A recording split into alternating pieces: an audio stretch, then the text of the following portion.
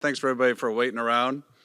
Obviously, draft day is a big deal for all organizations, and no different than us. I start off by thanking a lot of people that make this all work. Between our ownership with Mr. Simon, his family, all their support they give us for their entire organization. Not just at the draft, but all throughout the year. Can't thank them enough.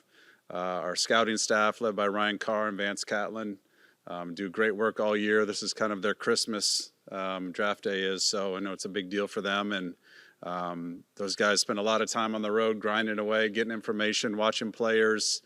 And I did it for a long time. It was the start of my career, so I know what they go through, and got a lot of respect and appreciation for the work they've put in. And then all of our staff, from our support staff to medical staff to our PR staff, our admin group, takes an army to make this all work and function, and you kind of appreciate them more and more as you go through days like today. So I want to get that out there first. And with that, I'll let you guys kind of fire away on, the draft. Obviously, we didn't have a first-round pick, but fairly busy day for us today. So go ahead and fire away.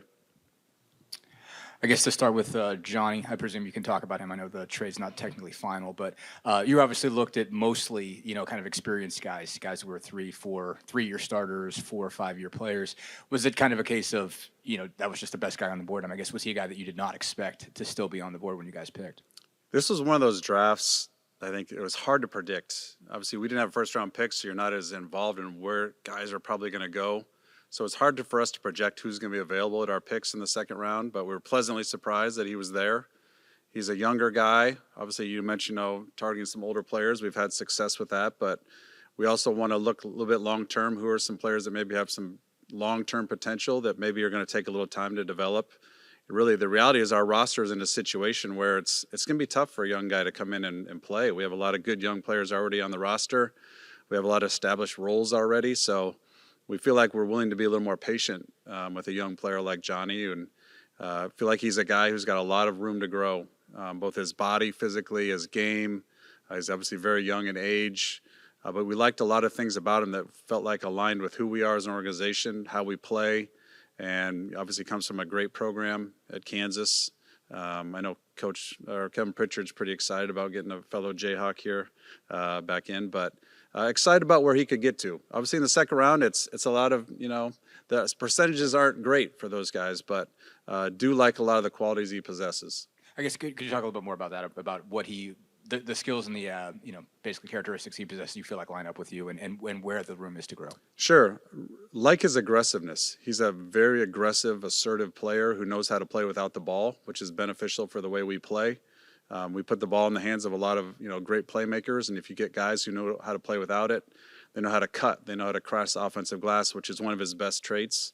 They know how to run the floor, they know how to play in transition, but he can also catch and shoot. I think that's a skill that will continue to develop with us because he'll get lots of opportunities to do that. But his movement without the ball, I think, is what was most appealing. Physically, he's got to get stronger. He's a young player. His body's maturing. I think he would even admit that. But I think his style of play fits the way that we like to play offensively. And, the defensive side, he's only 19. He's got a lot of room to grow on that side, but really like the fit. He's a big wing, and I think his style of play fits the way we play. Chad, was there a worry he wouldn't be there? Was it a strong desire to get him? What led to the trade up, even just that one spot? Sure, you're always trying to be aggressive to get a guy you've targeted. I think after last night, looking at our board, seeing who was left, where we had guys ranked, he was the guy that we had targeted to go get, and we wanted to make sure we got it. We didn't want to leave any room to chance that we weren't going to get him. It happens lots of times in this business. I've experienced it several times where the guy you have targeted gets picked right in front of you, and we had an opportunity to ensure that we were going to get him, and we took advantage and made it happen. What's it out to you about Enrique Freeman and Tristan Newton at 49 and 50? Yeah, both of those guys are a little older players, obviously, but very accomplished in different ways. Starting with Tristan, obviously he's a national champion, two-time national champion. He's done a lot of winning in a great program. I think that team last year at UConn might have been the best college basketball team I've seen in quite some time, from top to bottom, and he was a big, big part of it as the leader at the point guard position. We wanted to get another lead guard, to continue to groom and develop. I don't think you can ever have enough point guards that can make plays with the ball. And we liked his size, we liked his pedigree, we liked his toughness, He's very calm. He's a gamer. He's one of those guys who made big plays when UConn really needed it to be, in the Final Four, whatever it might be. We just saw him make big plays after big plays in big moments, and we really liked that about him. And then Enrique is a guy, he's really quite a unique story. He's a guy who's earned everything he's gotten, from coming into college to working his way up to where he got to as a college player, to going to the Portsmouth Invitational and earning his way up to the G League Invite Elite Camp, to get invited up to the Combine. He's just a self-made player, and a lot of his qualities are match up with who we are. And players in the past that have had his qualities have had success with us. And he's obviously a terrific rebounder. He's got great length, plays with an unbelievable motor and tenacity, and just goes and gets the ball. And obviously rebounding was a weakness for our team last year. Whether you can get, a guy picked at 50 to help that, you never know. But it was a guy who had a special trait that we wanted to take a chance on in the second round. I've got a couple more on this. Obviously, bringing 3 guys on, all that look like they can help you, doesn't also seem like you have roster spots for each of them. And what's your sort of, I know you can't sort of get into specific detail at this point, but how can you make this work, I guess, with, again, 3 guys that can be helpful, but not a lot of roster spots for them to take? Sure. I mean, we've got 3 two-way spots, obviously, that we'll be filling. There's probably a decent chance that we'll have discussions about that for a couple of these guys. We do have a little bit of roster flexibility, but I think our team has a lot of defined roles already. And like I said, with, Johnny in particular, we're thinking long-term with him, trying to develop him for down the road. And, the other 2 guys, we'll find a way to make it work, to fit into the roster. But obviously 3 two-ways now gives you a little more flexibility to add multiple guys like this. When did you start targeting Furphy? Was he on your radar before the draft, or just the way the first round fell, all of a sudden you realized he was coming into view? Yeah, we didn't bring him in for a workout, so we had limited access to him. I think he was projected to go higher, so you don't necessarily get the access to some of those guys who are probably expecting to go where you're picking. So we're going based on a lot of intel we gathered. We saw him play a lot. And so when he was still available, I think, at a certain point, it doesn't matter if you've met the kid or not. You like the talent, you like what the coaches and staff and teammates that have played with him are telling you about him, and you feel comfortable with drafting him. And at 36, where he was at, talent-wise, with his age, just felt like a no-brainer for us.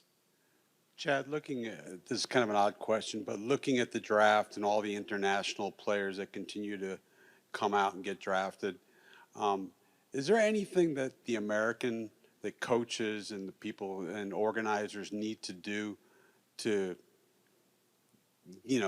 bring back the American game?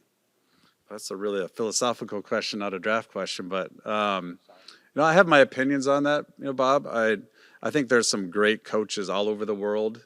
I think in American basketball, there's things that I like about it. My son just, went through the AAU circuit and high school circuit, so I've seen what the American basketball training ground is like, and there's some great things about what we do here in our country for developing players. There's some things that I think you could take from what the international game is doing, and how that translates into the draft and how it projects in the NBA. I think you have a chance to impact players at that 12, 13, 14, 15-year-old age. That really can set a player on a course for success or set them off course for a future. So it's really probably more of a off press conference question I could talk to you about, but I do have some strong feelings about that, definitely. Chad back here, having gone through this now with a 2-day draft, do you like the 1 day or do you like the 2 day? And what's the biggest difference for you guys? I'll get more sleep tonight, so that's the one thing I like about it.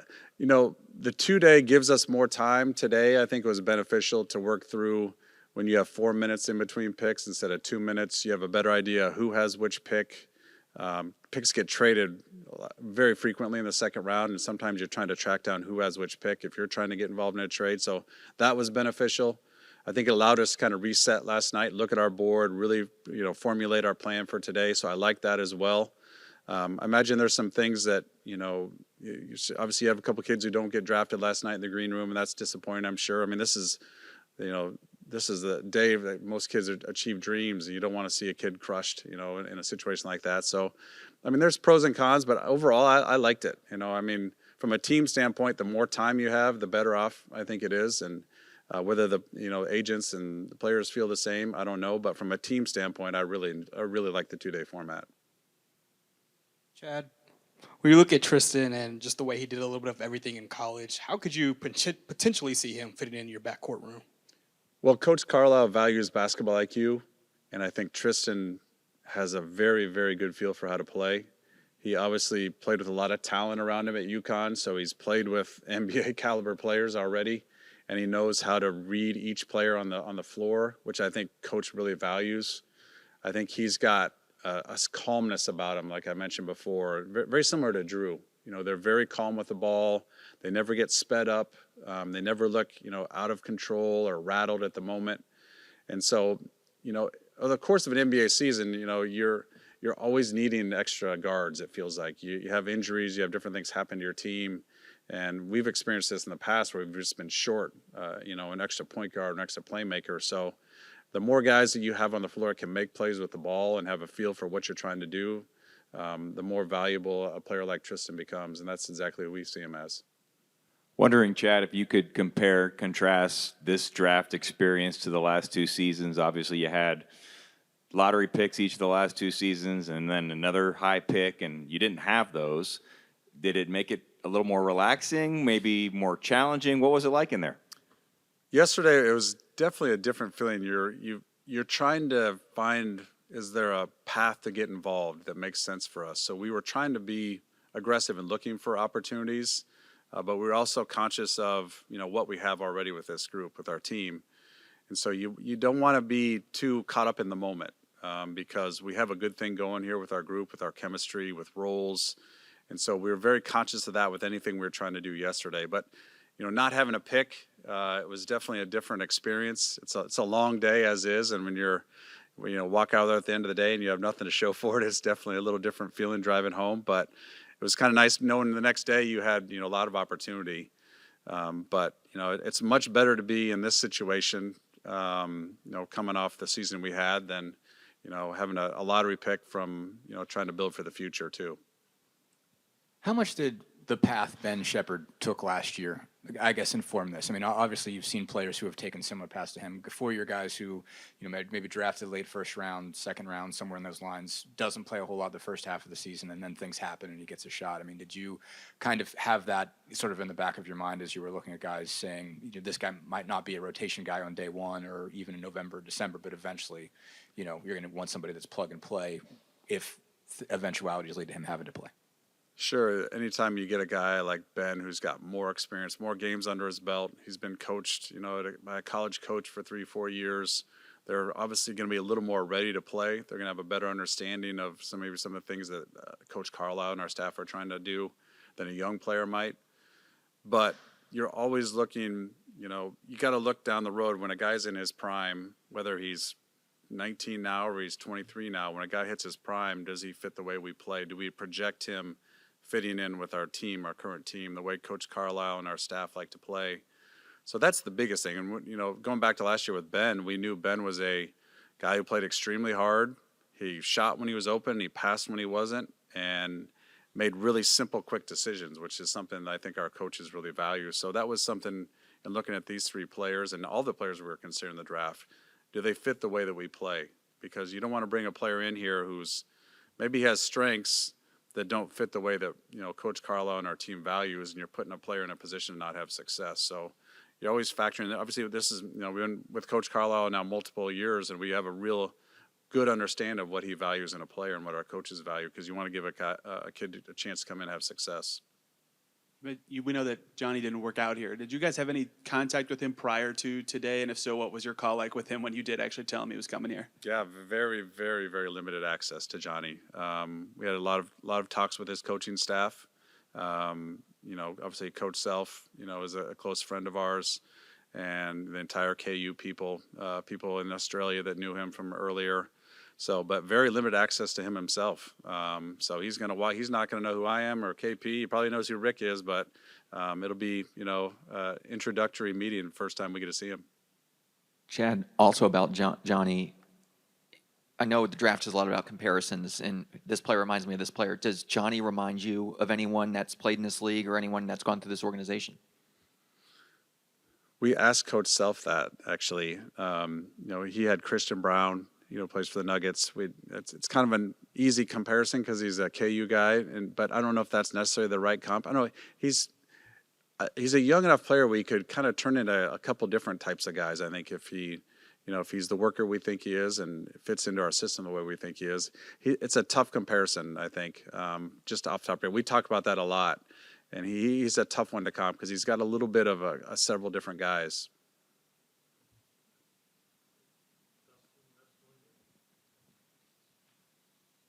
So I know you can't comment on specific things that have happened so far or have been reported and whatnot, but I just, I guess on a general level, how, if at all, has your, I guess, approach, or not approach, but how are you sort of viewing things differently leading into the beginning of free agency? It's just generally after some things that you guys have accomplished and some things that have been reported. Yeah, I don't want to comment too much on that. It's kind of draft day. It's this is kind of these guys, three guys' day. Just in general, very happy with our season, as you can imagine. Very happy with this team. Would like to keep this thing moving in the same direction, and got a lot of good chemistry with this group as we head into free agency. I don't anticipate a lot of change. Something could change tomorrow, but like I said, we really like this group, and would like to continue moving forward with this team.